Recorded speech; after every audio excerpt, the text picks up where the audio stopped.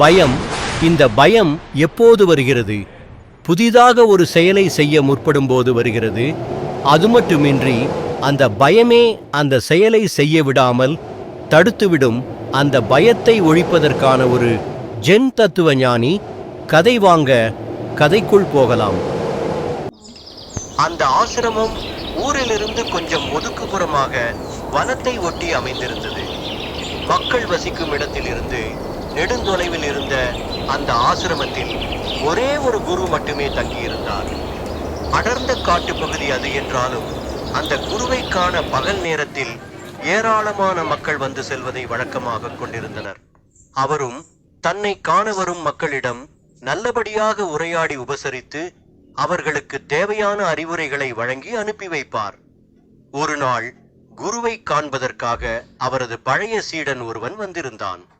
அன்று முழுவதும் குருவின் அருகிலேயே இருந்து அவரது போதனைகளை கேட்டான். பேச்சு சுவாரஸ்யத்தில் இருவருக்கும் நேரம் போனதே தெரியவில்லை. மாலை நேரம் முடிந்து இருள் சூழத் தொடங்கிவிட்டது. சீடன் அங்கிருந்து புறப்பட நினைத்தான். குரு அவனை தடுத்து, இரவு நேரமாகிவிட்டது, நீ இங்கேயே தங்கியிருந்து நாளை காலையில் புறப்பட்டுச் செல் என்றார். ஆனால் சீடன் மறுத்தான். இல்லை குருவே, எனக்கு ஒரு முக்கியமான பணி இருக்கிறது. அதனால் நான் இன்று இரவே இங்கிருந்து போயாக வேண்டும் என்றான்.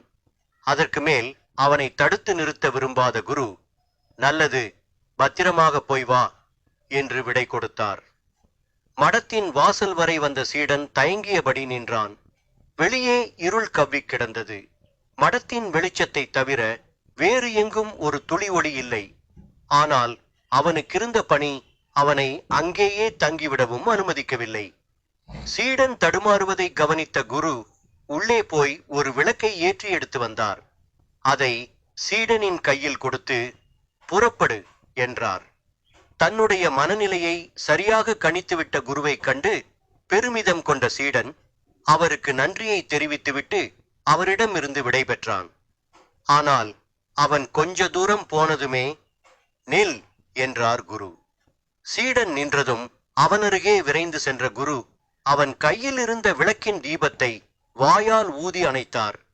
பின்னர், இப்போது புறப்படு என்றார். சீடன் திகைத்து போய் குருவை பார்த்தான். அவனது பார்வையில் இருந்த கேள்வியை புரிந்து கொண்ட குரு அவனிடம் விளக்கம் அளிக்கலானார். இரவல் வெளிச்சம் உனக்கு நெடுந்தூரம் துணைக்கு வராது. உன் விளக்கு உனக்குள்ளேயே இருக்கிறது. அது எரியாதவரை இந்த விளக்கால் எந்த பயனும் இல்லை. உன் கையில் விளக்கு தேவையென்றால் உன் உள்ளே பயம் உறைகிறது என்று பொருள். உள்ளத்தில் துணிவிருந்தால் வெளியே விளக்கு தேவையில்லை. உள்ளுக்குள் இருக்கும் பயம் போகாதவரை உன்னால் வாழ்க்கையில் முன்னேறவே முடியாது. இதே இருள், இதே பாதை, இவை எப்பொழுதும் இங்கேயேதான் இருக்கும். ஆனால் உன் துணிவு என்னும் ஒளியால் உன் பயணம் தொடரும் என்றார். சீடன் இப்போது மன உறுதியுடன் அங்கிருந்து நடக்கத் தொடங்கினான். எல்லா பாதைகளும் இருள் சூழ்ந்தவைதான்.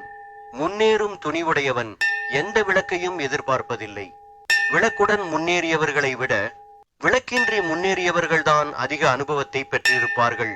ஒவ்வொருவருக்கும் அவரவர் அகமே விளக்கு. அதுதான் நமக்கு கடைசி வரை ஒளி தந்து வழிகாட்டும். இந்த பதிவு பிடித்திருந்தால் லைக் செய்யுங்க, கமெண்ட் செய்யுங்க, நம்ம பியூசுரா டிவிக்கு சப்ஸ்கிரைப் செய்யுங்க. நன்றி, வணக்கம்.